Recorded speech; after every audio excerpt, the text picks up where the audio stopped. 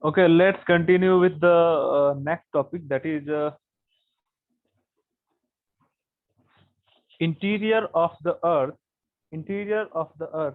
In interior of the earth, we are going to study about the what are the sources which informs us about the interior of the earth. What are the direct sources are there? What are the indirect sources are there? We are also going to discuss about what is earthquake and what is earthquake waves, how it impacts in our lives, in our lithosphere, in our crust.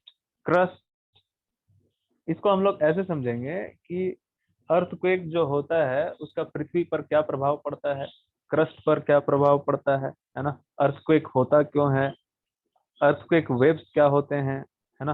Propagation of earthquake waves भी हम लोग समझेंगे।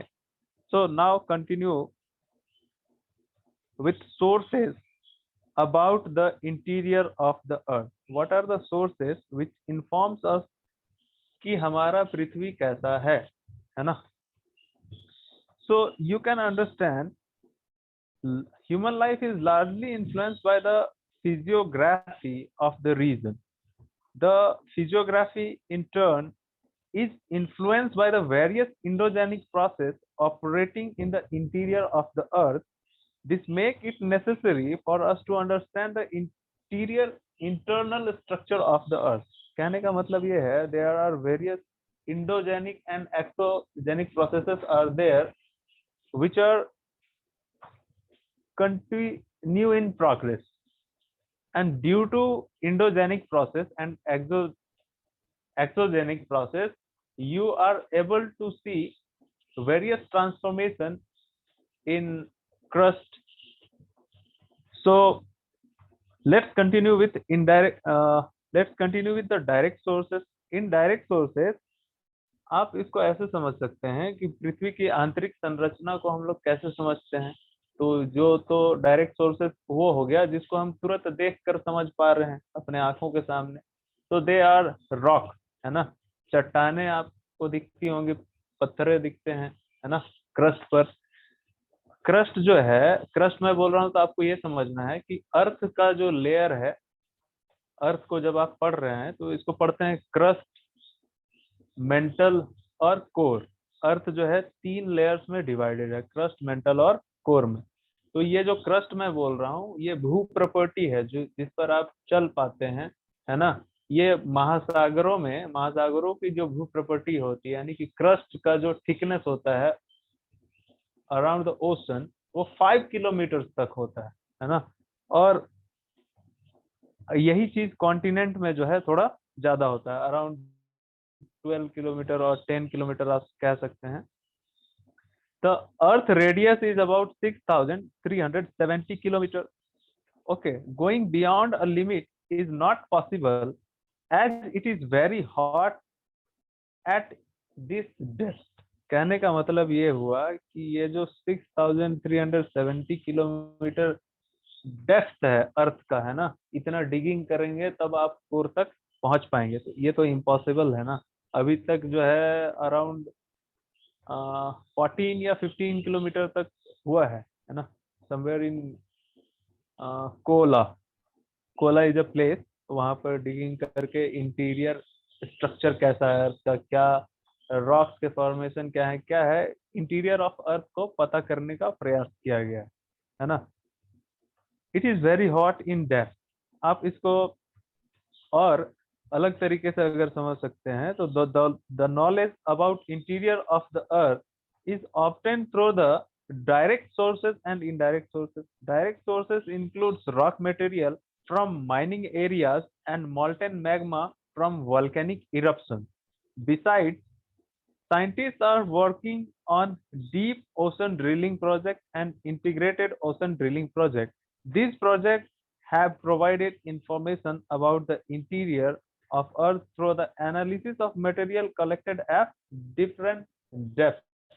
मतलब ये जो project है ocean drilling project and integrated ocean drilling project, इससे क्या हो रहा है कि रॉक्स को क्या करते हैं, निकालते हैं और उसको स्टडी करते हैं कि हाँ भाई इस रॉक्स के स्टडी से क्या पता चल पा रहा है हमारा अर्थ का इंटीरियर कैसा है। Some indirect sources are also there, includes meteors. That meteors वही जो मैंने आपको अभी तुरंत बताया, that at time reach the earth gravitation, magnetic field and seismic activity. Indirect sources में आप कैसे पता लगा सकते हैं? मेटेओर से पता लगा सकते हैं, ग्रेविटेशन से पता लगा सकते हैं, मैग्नेटिक फील्ड से पता लगा सकते हैं, और सिस्मिक एक्टिविटी से पता लगा सकते हैं। और सिस्मिक एक्टिविटी क्या होता है? Seismic activity is basically related to seismic waves which produced during an earthquake and recorded by a seismograph when these waves reach on the surface of earth. Okay, there are two types of seismic waves: body waves and surface waves. Body waves are generated due to release of energy at the focus and move in all directions traveling through the body of the earth. The body waves interacts with the surface rock and generate new set of waves called surface waves. These waves move along the surface. There are two types of body waves. First is P, पहला आप बोल सकते हैं P wave, and second is S wave, जिसको primary और secondary भी बोला जाता है। Primary wave, there are two types of body wave known as primary and secondary. P wave moves faster and similar to sound wave. Primary wave जो होते हैं वो साउंड वेव से साउंड वेव के सिमिलर होते हैं और वो थोड़ा फास्ट मूव करते हैं। They travel through gas, liquid and solid material. और प्राइमरी वेव भी जो होते हैं वो सॉलिड, लिक्विड और गैस तीनों मीडियम से क्या हो सकते हैं? ट्रांसमिट कर सकते हैं। ये वेब जो है सॉलिड के भी आर पार चला जाता है, लिक्विड से पार हो जाएगा और गैसियस के भी पार हो जाएगा, इसलिए क्या बोल रहे हैं इसको? Primary wave. और secondary wave can travel only through the solid material. और सेकेंडरी वेव जो होता है वो सिर्फ सॉलिड से पास कर पाता है। इसको हम लोग अभी तुरंत डिटेल में समझेंगे कि भैया आखिर गणित क्या है, ये प्राइमरी और सेकेंडरी वेव के बीच में कैसे इंटीरियर ऑफ अर्थ हमको समझ में आ जाता है।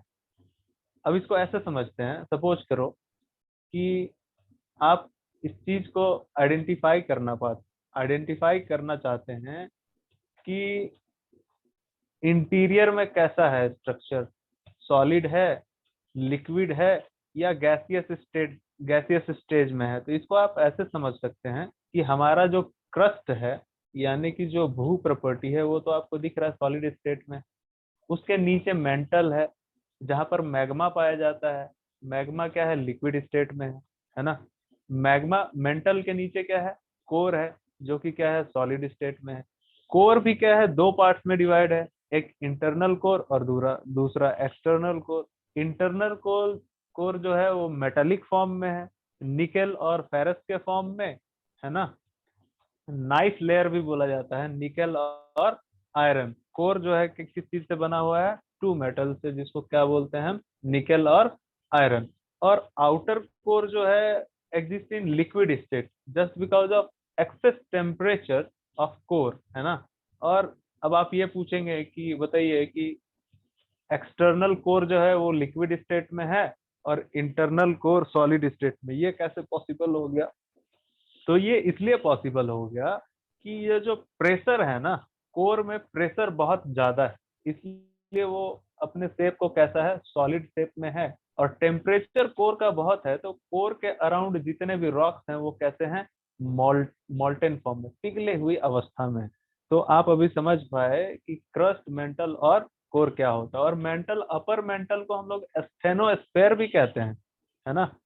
अपर मेंटल को स्टेनोस्फेयर, ठीक है। earthquake waves get recorded in seismograph located at far off the location. However, exists some specific area where the waves are not reported. These zone are known as shadow zone. और जहां पर भी ये primary और secondary wave नहीं पहुंच पाते हैं उसको शैडो जोन कहा जाता है। आशा करते हैं आप लोग समझ पा रहे होंगे।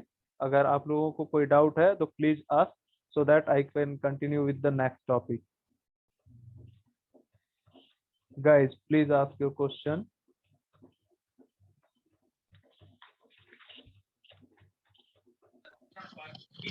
सर कोई एग्जाम्पल बताइए एस वेव और पी वेव का।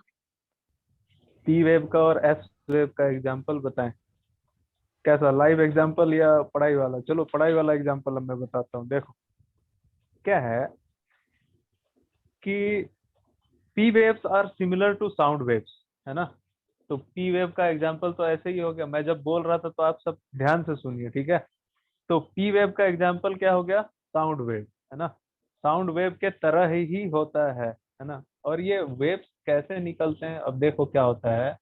आपको मैंने बताया है कि ये जो मैग्मा है ये मोल्टेन स्टेट में है ना। और मोल्टेन स्टेट में है तो क्या होता है कि इससे क्या निकलेगा? हीट निकलेगा। और हीट निकलेगा तो ऊपर का जो क्रस्ट है, क्रस्ट वाला एरिया क्या होता है, वो मूव करता है। जैसे आप सुनते होंगे, अरे अर्थक्वेक आ गया। Earthquake is nothing but it's a movement of plate, है ना। बहुत सारे, हमारा जो क्रस्ट है बहुत सारे प्लेट्स में डिवाइडेड है ना। तो वो प्लेट जब मूव करते हैं, और कभी मान लो दो प्लेट आपस में आ रहे हैं, तो उस समय क्या होता है? कन्वर्जन होता है। तो कन्वर्जन होगा तो उस समय भी अर्थक्वेक होगा।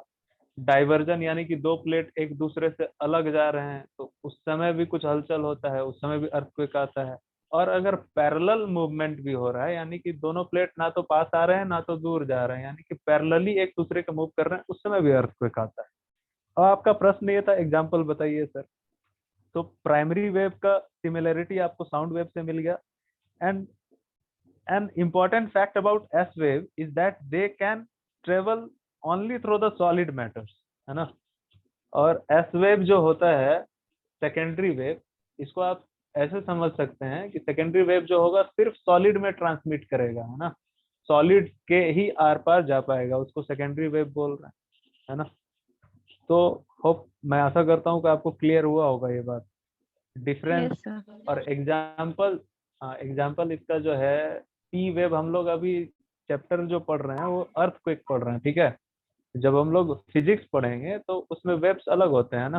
What is traverse wave, what is longitudinal wave, what is the difference between these waves. तो वो वेव अलग है ना। यहाँ पर हम लोग दूसरा वेव्स के बारे में पढ़ रहे हैं। समझ रहे हैं बात? आप कनेक्ट कर पा रहे हैं?